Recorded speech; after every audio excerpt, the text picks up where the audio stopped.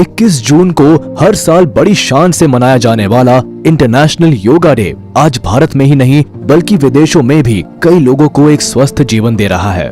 खुद साइंस भी इस बात पर ठप्पा लगाती है कि योगा ह्यूमन बॉडी के लिए संजीवनी से कम नहीं है। यह आपकी दुखती कमर, सिर दर्द, थकावट और बॉडी पेन जैसी परेशानियों को चुटकियों में भगा सकती है। ऐसे में चलिए आज हम आपको कुछ ऐसे योगासन बताते हैं जो न केवल आपके शरीर की फिजिकल स्ट्रेंथ बढ़ाते हैं बल्कि मेंटल स्ट्रेंथ को भी दोगुना कर देते हैं। नंबर 10, चाइल्ड्स पोज, बाल आसन।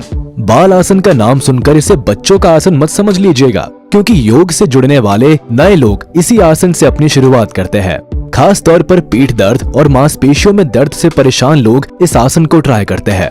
इससे शरीर में फ्लेक्सिबिलिटी तो आती ही है, साथ ही दिमाग को भी इधर उधर की भागदौड़ से शांति मिलती है। गुस्से पर काबू पाने और पीरियड पेन को कम करने के लिए भी बाल आसन का सहारा लिया जाता है। इस आसन को करने के लिए वज्रासन की मुद्रा में बैठकर सिर को बच्चे की तरह जमीन से लगाते हैं और पेट को जांघों पर रखते हैं। हाथ को आगे की तरफ स्ट्रेच करते हुए 15 से 20 सेकंड तक इसी पोजीशन में रहने के बाद रिलैक्स हो जाते हैं। ध्यान रहे कि अगर आप डायरिया जैसी परेशानी से गुजर रहे हैं तो इस आसन से परहेज करें। साथ ही प्रेग्नेंट वुमेन भी इस आसन से दूर रहे। Number 9, downward facing dog pose, अधोमुख श्वानासन। योग की शुरुआत आसनों में अधोमुख श्वासन का जरूरी महत्व है। यह आसन सूर्य नमस्कार का ही जरूरी हिस्सा है। इसे करने से शरीर से जुड़ी कई दिक्कतें तो सॉल्व होती ही है, साथ ही माइंड में पॉजिटिविटी भी आती है। इस आसन को करने का जरूरी उद्देश्य बैक को मजबूत रखना और शरीर की फ्लेक्सिबिलिटी को बढ़ाना होता है। स्पाइन पर पड़ने वाला प्रेशर भी इस आसन से कम होता है। इसे करने के लिए आपको जमीन पर सीधे खड़े होकर अपनी अपर बॉडी को नीचे की तरफ झुकाना होता है और दोनों हिस्सों को स्ट्रेच करना पड़ता है। ऐसा करते हुए आपके हाथ पैर बिल्कुल सीधे होने चाहिए। अगर आपकी पीठ, कंधे और कमर में कोई गहरी चोट है तो इस आसन को करने से बचे और कार्पल टनल सिंड्रोम से जूझने वाले लोग भी इसे बिल्कुल ना करें। नंबर 8, चतुरंगा दंडासन, लो प्लैंक। योग की शुरुआती आसनों में अधोमुख श्वानासन का जरूरी महत्व है। योगासन से जुड़ने वाले लोगों को शरीर के कई हिस्सों पर काम करने की जरूरत होती है और चतुरंगा दंडासन उन्हीं जरूरतों को पूरा करता है। अस्थमा से जूझने वाले लोगों के लिए भी यह आसन काफी कारगर है, क्योंकि धनुरासन लंग्स की ब्रीदिंग कैपेसिटी को भी बढ़ाने का काम करता है। खास बात है कि इस आसन के दौरान आपके शरीर का सारा वजन हाथ और पैरों की उंगलियों पर होता है। अपर आर्म और फोर आर्म के बीच कोहनी पर 90 डिग्री का एंगल बनता है और शरीर जमीन के पैरेलल होता है। अगर आप भी चतुरंगा दंडासन को अपने योगा रूटीन में उतारने वाले हैं तो इस बात का ख्याल रखें कि शरीर को होल्ड करते हुए आपका पोस्चर 10 से 30 सेकंड तक बरकरार रहे और रिलैक्स करते हुए सावधानी से अपनी पोजीशन पर वापस आए। इसके अलावा शरीर को उठाते हुए सांस अंदर की ओर ले। नंबर 7, बोट पोज, नौकासन। अगर आप भी ऑफिस में एक ही पोजीशन में 8 घंटे गुजारते हैं तो नौकासन आपके लिए ही है। ये योगासन थाइस और लोअर बैक को मजबूत बनाने के साथ डाइजेशन को बेहतर बनाने का काम करता है। साथ ही किडनीज को भी स्टिमुलेट करता है और दिमाग को स्ट्रेस से छुटकारा दिलाता है। एब्स, बाइसेप्स, ट्राइसेप्स और लोअर बैक की मजबूती के लिए यह आसन एक परफेक्ट चॉइस है। इसे करते हुए शरीर को नाव की आकृति में बेंड करना पड़ता है। नौकासन में धड़ से लेकर हिप्स और पैरों की उंगलियां तक स्ट्रेच होती है। शरीर का सारा भार कोर एरिया में केंद्रित होता है। अगर आप बिगनर है तो धीरे धीरे इसकी प्रैक्टिस करें और अपने शरीर पर ज्यादा प्रेशर न डालें। Number 6, corps pose, shavasana. Shavasana को कई लोग आलस से जोड़कर भी देखते हैं, लेकिन इस आसन के फायदे चमत्कारी है।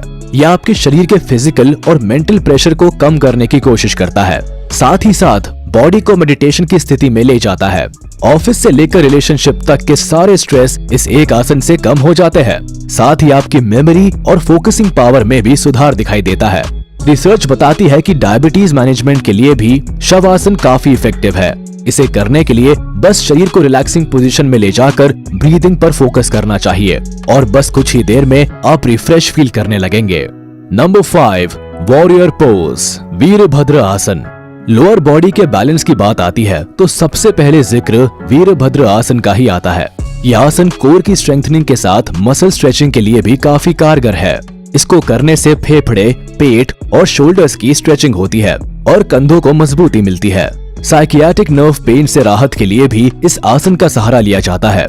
इसे करने के लिए बस अपना एक पैर पीछे की तरफ स्ट्रेच करे और दूसरे पैर को 90 डिग्री पर बेंड करते हुए आगे की तरफ रखे। फिर दोनों हाथों को मिलाते हुए ऊपर की तरफ स्ट्रेच करे और गर्दन को भी साथ में स्ट्रेच करे। 8 से 10 सेकंड्स तक होल्ड करने के बाद आप अपनी पोजीशन पर वापस आए और लगातार इस प्रोसेस को दोहराए। अगर आपको हाई बीपी की शिकायत है तो इस आसन को अपनी योगा एक्सरसाइज का हिस्सा ना बनाए। नंबर 4, वॉरियर 2, वीरभद्र आसन 2। योगा प्रैक्टिसेस के सबसे जरूरी आसनों में से एक वीरभद्र आसन 2 भी है। वो कहते हैं ना कि ज्यादातर बीमारियां पेट से शुरू होती है और इंडाइजेशन की समस्या कई लोगों में पाई जाती है। आप ये समझ लीजिए कि इन सभी परेशानियों का इलाज वीरभद्र आसन 2 है। इनर थाइज और हिप्स को स्ट्रेच करने वाला ये आसन डाइजेशन और बैक एक के लिए काफी इफेक्टिव होता है। साथ ही बॉडी के कंसंट्रेशन और बैलेंस के लिए भी ये काफी बेनिफिशियल है। इस आसन को करने के लिए आप अपने एक पैर को 90 डिग्री पर रखते हुए घुटनों को बेंड करें और दूसरे पैर को 45 डिग्री की पोजीशन पर रखें। साथ ही दोनों के हाथों को फैलाते हुए 8 से 10 सेकंड्स तक इस पोजीशन पर कायम रहे और फिर दोबारा साइड चेंज करते हुए इसे जारी रखें। नंबर 3, कोबरा पोज, भुजंग आसन। भुजंग आसन योग के कुछ सबसे खास और इफेक्टिव योगासनों में से एक है। अगर आपने इसमें मास्टर कर लिया तो आपके शरीर में होने वाले एनर्जी बूस्ट और ट्रांजिशन को आप खुद महसूस कर पाएंगे। भुजंग आसन खासतौर सूर्य नमस्कार का ही हिस्सा है। आप चाहे तो इसे सूर्य नमस्कार के साथ कर सकते हैं या फिर अलग से भी कर सकते हैं। यह आसन स्पेसिफिकली लोगों की बैक को सही रखने का काम करती है। इसके चलते लिवर और किडनी शानदार तरह से फंक्शन कर पाते हैं और डाइजेशन भी बेहतर रहता है। भुजंग आसन को करने के लिए आपको पेट के बल लेटकर हाथों को कंधों के पास रखना होता है और फिर सांस भरते हुए अपर बॉडी को ऊपर की तरफ ले जाना होता है। फिर कुछ सेकंड तक पोजीशंस बरकरार रखते हुए वापस शरीर को रिलैक्स करना पड़ता है। नंबर 2, ब्रिज पोज, सेतु बांध सर्वंग आसन। टोन लोअर बॉडी के सपने देखने वालों के लिए सेतु बंद सर्वंग आसन सबसे शानदार आसन है। ये केवल आपकी रीढ़ की हड्डी पर काम नहीं करता बल्कि बॉडी और माइंड के अलर्ट रहने की भी पावर को बढ़ाता है। इससे शरीर में ताजगी का एहसास बना रहता है और आपका ब्लड सर्कुलेशन पहले से बेहतर हो जाता है। इस आसन को करने के लिए सबसे पहले लेटकर पैरों को बेंड करते हुए ऊपर करना जरूरी है। फिर उसके बाद अपने पेट को ऊपर उठाकर स्ट्रेच करना पड़ता है। ध्यान रहे ऊपर जाते हुए सांस को अंदर की ओर लेना है और कुछ सेकंड्स बाद नीचे आते हुए सांस को बाहर की तरफ छोड़ना है। नंबर 1, बाव पोज, धनुरासन। बैक पेन और मसल्स पेन की शिकायत रखने वाले लोगों के लिए धनुरासन किसी रामबाण से कम नहीं है। ये उनकी रीढ़ की हड्डी को मजबूती देने के साथ शरीर को फ्लेक्सिबल बनाता है। ये बॉडी पोस्चर को सुधारता है और मसल्स को स्ट्रेच करता है। अस्थमा से जुड़ने वाले लोगों के लिए भी यह आसन काफी कारगर है क्योंकि धनुरासन लंग्स की ब्रीदिंग कैपेसिटी को भी बढ़ाने का काम करता है। इस आसन को करने के लिए आपको पेट के बल लेटकर शरीर को तीर की तरह मोड़ना होता है। यहाँ आपके हाथ पैरों को लिफ्ट करते हैं और अपर बॉडी ऊपर की तरफ लिफ्ट होती है। 15 से 20 सेकंड्स तक की पोजीशन होल्ड करने के बाद सांस छोड़ते हुए आप रिलैक्स हो सकते हैं। योगा से नया नाता जोड़ने वालों के लिए ये एक मुश्किल आसन है जिसे आप कुछ दिन बाद या धीरे धीरे प्रैक्टिस में ला सकते हैं। तो ये थे कुछ ऐसे आसन जिन्हें अगर इस इंटरनेशनल योगा डे से आपने जीवन में उतार लिया तो आपकी भाग दौड़ भरी जिंदगी परफेक्ट और हेल्दी हो सकती है।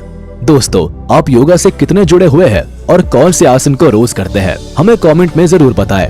आज के लिए बस इतना ही। उम्मीद है आपको हमारा ये वीडियो काफी पसंद आया होगा। अच्छा लगा तो इसे लाइक, कमेंट और शेयर करना ना भूलें। और अगर अभी तक आपने हमारे चैनल को सब्सक्राइब नहीं किया है तो जल्द कर ले ताकि हमारी सारी वीडियोस आप तक सबसे पहले पहुंच सके।